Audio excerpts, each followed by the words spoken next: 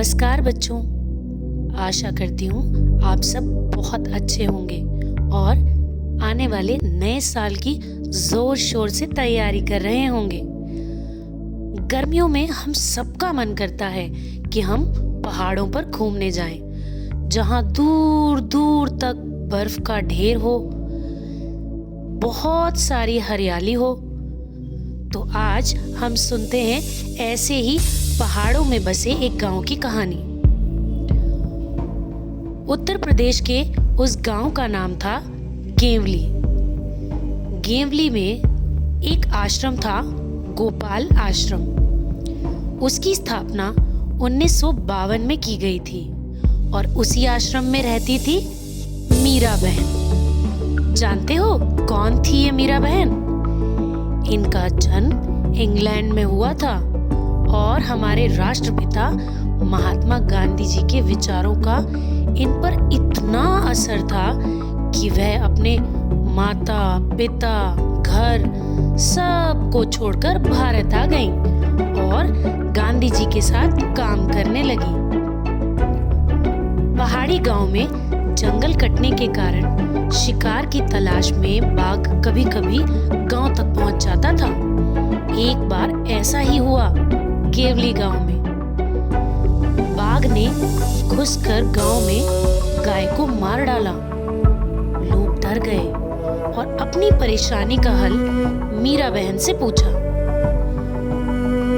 गांव के लोगों ने अंत में तय किया कि बाघ को कैद कर लिया जाए। उसके लिए उन्होंने एक पिंजरा बनाया और उसमें एक बकरी बांधी। योजना यह थी कि जब बाघ पिंजरे की तरफ आएगा तो बाघ पिंजरे के अंदर बंद हो जाएगा। रात बीत गई।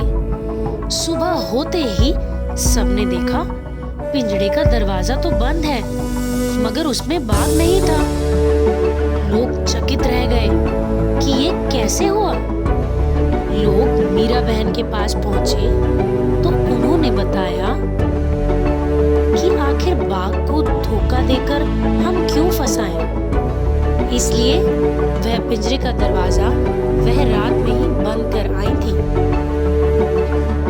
यानी मीरा बहन किसी पशु को भी धोखा नहीं देना चाहती। तो इस कहानी से हम क्या सीखते हैं? यही कि हमें कभी भी दूसरों को धोखा देने की भावना अपने मन में नहीं रखनी चाहिए।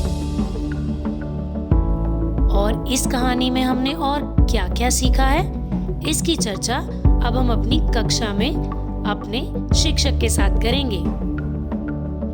इस पाठ में श्रुतलेख के लिए कुछ नए शब्द आए हैं। इंग्लैंड, प्रभावित, पिंजड़ा, मिमियाना, गेवली। अब इस पाठ के कुछ कठिन शब्दों को और उनके अर्थ जानते हैं। स्थापना, बनाना, चिंता, परेशानी, योजना, काम करने का तरीका, चकित, हैरान। जैसा कि हमने देखा, बाघ एक खतरनाक पशु है, यानी यह हमें नुकसान पहुंचा सकता है। अब निम्नलिखित पशुओं में से कौन से ऐसे पशु हैं जो हमें नुकसान पहुंचा सकते हैं? भैंस, चीता, बकरी, कुत्ता, बिल्ली, चूहा, सांप, बिच्छू, कछुआ, केंचुआ, तिलचट्टा, कबूतर, भालू। उपरोक्त अभ्यास को आप स्वयं करेंगे। जैसे हम सब आपस में बात करते हैं, ऐसे ही पशुओं की भी अपनी ही बोली होती है। तो अब हम इनकी बोलियों के नाम जानते हैं।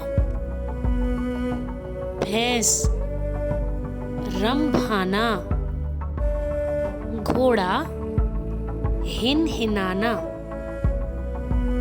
बाकी का अभ्यास हम सब स्वयं अपने आप करेंगे। कक्कू के घर में रोज बिल्ली आकर दूध पी जाती है। कक्कू की मदद करने के लिए हम सब मिलकर एक योजना बनाते हैं और कल कक्षा में साथियों से इस पर चर्चा करते हैं। तो आप सभी को कक्कू की मदद करने के लिए एक योजना अवश्य सोच कर आनी है। तो अब मिलते हैं एक नए पाठ के साथ।